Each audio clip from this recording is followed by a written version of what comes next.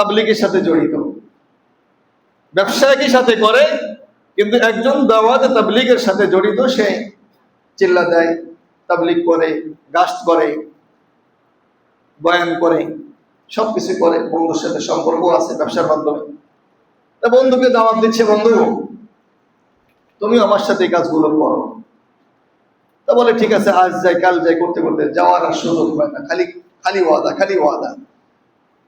তারপরে একদিন বন্ধুকে বলছে, বন্ধু তুমি তো অনেকদিন দাওয়াত দিছো, আমার যে একটা জিনিস আমার ভিতরে এখনো ঘুরপাক খাচ্ছে, সেটা হলো যে আমার মুখে তো দাড়ি নাই, আমি দাড়িটা রাখতে চাই, তুমি এই একটা পরামর্শ দাও দেখে আমি কিভাবে রাখতে পারি। তুমি আমাকে এই পরামর্শ আগে দাও যে আমি কিভাবে এই কাজটা আমি করতে পারি। বন্ধু বলতেছে এটা তো সহজ কাজ, এটা কঠিন কিছু না। বলে যে আমি তো 2 দিন রাখছিলাম, পরে কয়েকদিন পরে চুল খুব বেশি চুলকাইছে, আর ঘরে গেছি, বলে বিবি উল্টাপাল্টা কথা বলে, এই বিবির উল্টাপাল্টা কথা শোনার পরে সহ্য করতে পারি না, ছিল না, এসে আবার পরিষ্কার করে ফেলেছি। যেমন অনেক আল্লাহর বান্দা ভাই আছেন, রমজান মাসের শুরু থেকে ঈদের দিন পর্যন্ত সুন্দর করে দাড়ি মোছ রাখেন, সুন্দরভাবে রাখেন, ঈদের দিন সকালবেলা ক্লিন শেভ আছে না নাই। আবার নাম বললে চিনবেন, নাম নাই বললাম, বিগত সরকার আমলে সরকারের নির্যাতন থেকে বাঁচার জন্য, সরকারের জুলুম অত্যাচার থেকে বাঁচার জন্য একটা দলের প্রধান দাড়ি রাখছে এত বড়, রবীন্দ্রনাথ ঠাকুরের চেয়ে লম্বা দাড়ি, বাবরি রাখছে এত বড়, মনে হয় জগতের বড় বিশ্বাস। এই জগতের বিশ্বাস যখন 5ই আগস্ট হয়ে গেছে, 5ই আগস্টের পরে মাত্র 1 সপ্তাহের মধ্যে সমস্ত দাড়িগুলো একবারে ক্লিনছেন, বাবরিগুলো কেটে ছোট করে ফেলেছে। তা কইলাম কত বড় বাটপার, জুলুম অত্যাচার থেকে বাঁচার জন্য রসুলের সিরাত সুরাত ধরেছে, যখন জুলুম অত্যাচার বন্ধ হয়ে গেছে রসুলের সুন্নাত ফলাই দিয়েছে। ও তো শুধু অত্যাচার থেকে বাঁচার জন্য এই কিতাব ধরেছে, রসুলের সুন্নাতকে মহাব্বত করে নাই।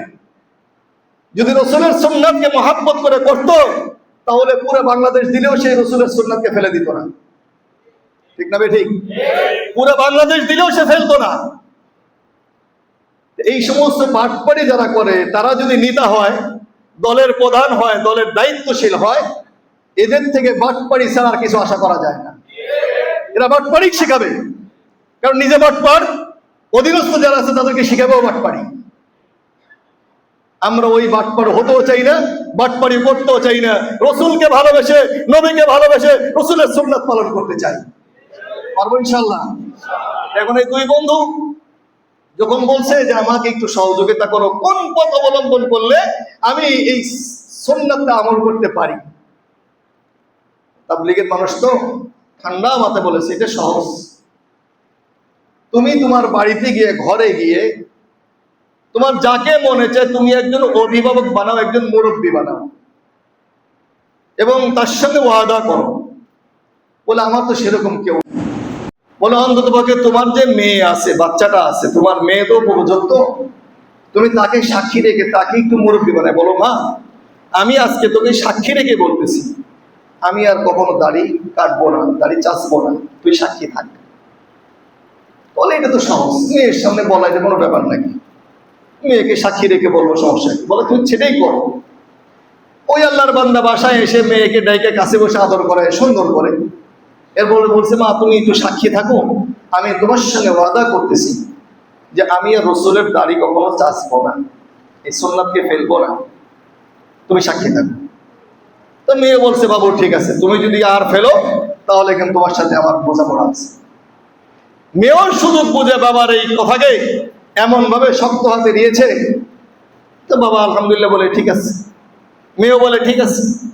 3-4 দিন যাওয়ার পরে যখন খুব বেশি চুলকানি শুরু হয়ে গেছে, চুলকানোর পরে অস্থির হয়ে গেছে, কি করবে কি করবে, ঘরে গেলে মেয়ের সামনে কেমনে মুখ দেখাবে যদি ক্লিন করে যাই, আবার চুলকানির কারণে স্থির থাকতে পারতেছে না।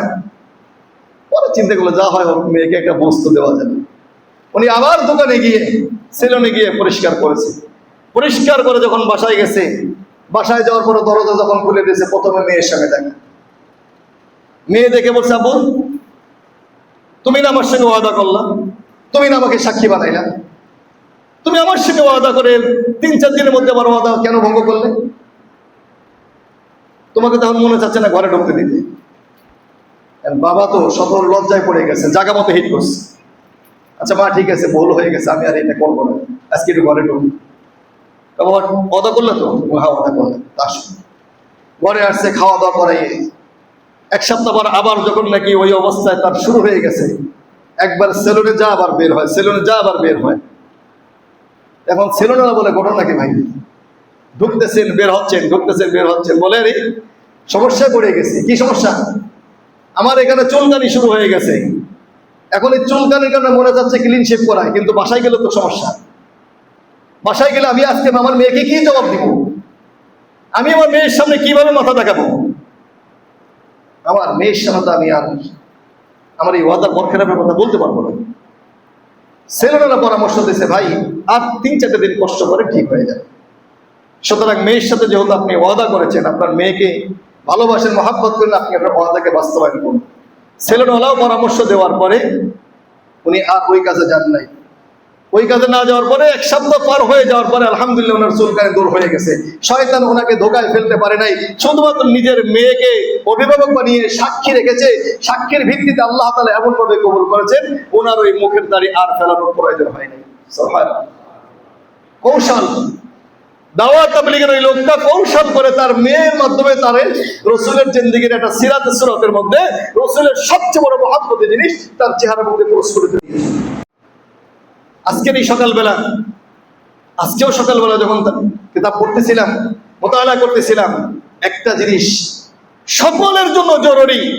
যিনি নামাজ পড়েন, যিনি কালিমা পড়েছেন, যিনি মুসলমান দাবি করেন, সেই প্রত্যেকটা মানুষের জন্য প্রয়োজন রাসূলের উপরে বেশি বেশি দরুদ পড়া। সুবহানাল্লাহ।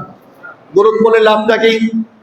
এখানে 7টা উল্লেখ লেখছে ডক্টর আল্লামা মরহুম জাহাঙ্গীর সাহেব হাফিজাহুল্লাহ তাআলা ওনার খুতবাতুল ইসলামের মধ্যে 7টা কথা এখানে লিখছে। 1 নাম্বার, যেই মানুষটা নবীজির উপরে দরুদ পড়ে, দরুদ যত বেশি পড়বে তত বেশি আল্লাহর পক্ষ থেকে রহমত নাজিল হবে।